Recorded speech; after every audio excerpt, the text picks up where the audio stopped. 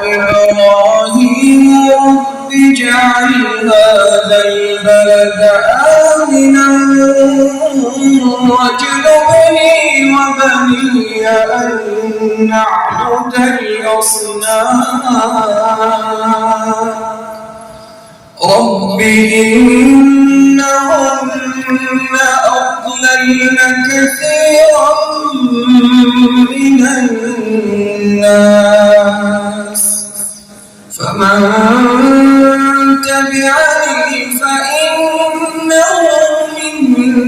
مني ومن عصاني فإنك غفور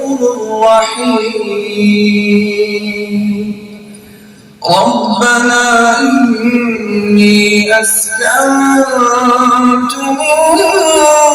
ذريتي بواد غير ذي زرع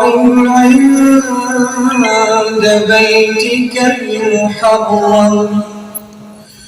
ربنا ليقيموا الصلاة فاجعل أفئدة من الناس تهوي إليهم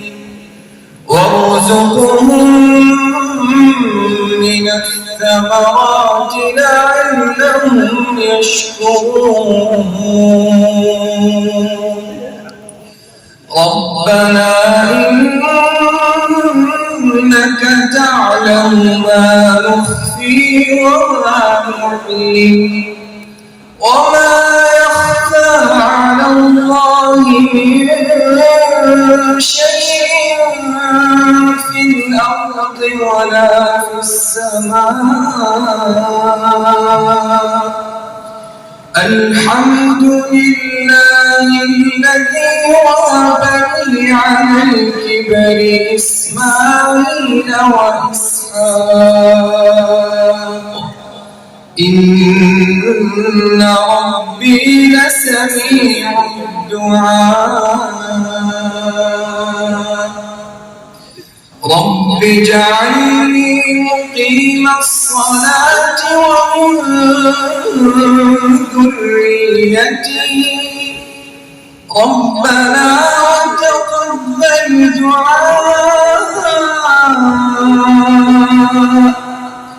ربنا اغفر لي ولوالدي وللمؤمنين يوم يقوم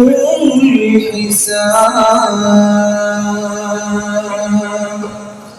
صدق الله العظيم.